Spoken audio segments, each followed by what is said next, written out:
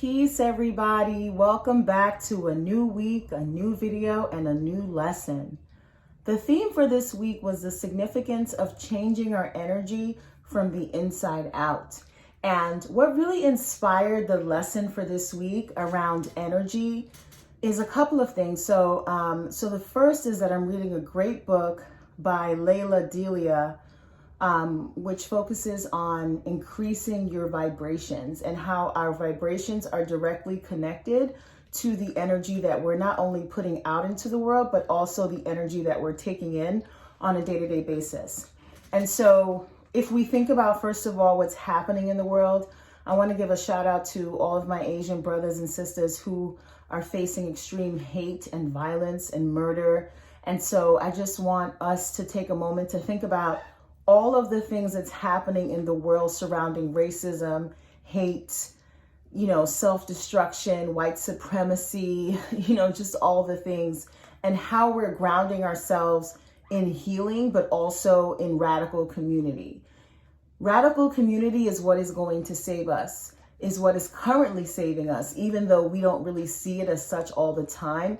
And one of the ways that radical community can save us is through these radical self-care practices. I was talking to a wonderful human being this week who is also a patron. Shout out to you. You know who you are. And she was sharing with me how much she appreciated our conversations, that self-love isn't just like going to the spa and like getting your nails done and doing your hair. Like, yeah, those things matter.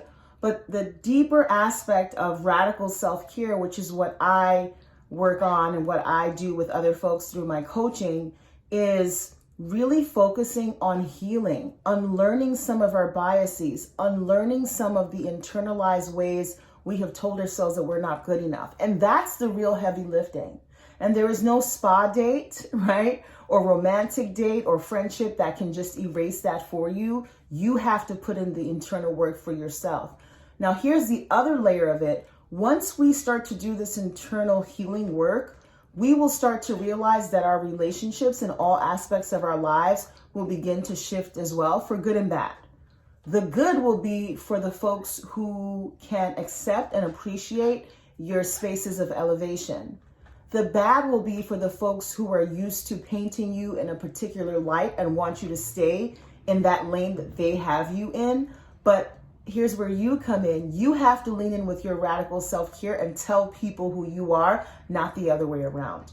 We live in a society that is focused on followers and influencers and all of these things. And one of the things that we keep missing the mark on is taking care of our hearts.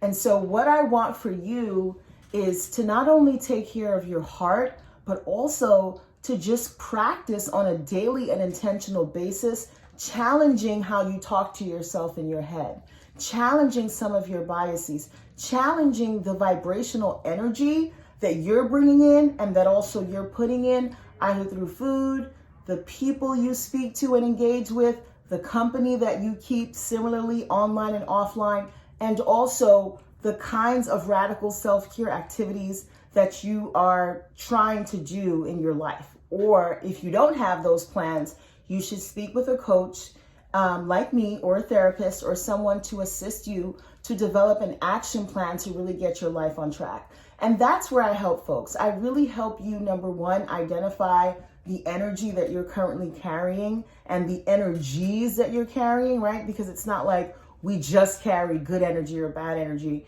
We always carry a combination of the two and everything in between because we're human.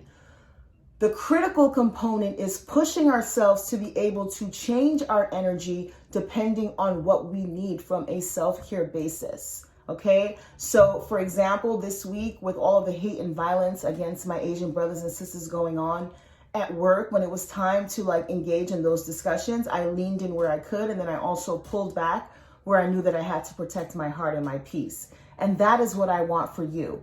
When we learn how to control the energy within us, we have to be willing to change the energy around us, which sometimes will require us to let people go, okay? And to bring new people in. Let's vibrate higher together. Let's build together. We can do this work. I hope you enjoyed this lesson, and I will see you next week. Have a great weekend, guys. Bye.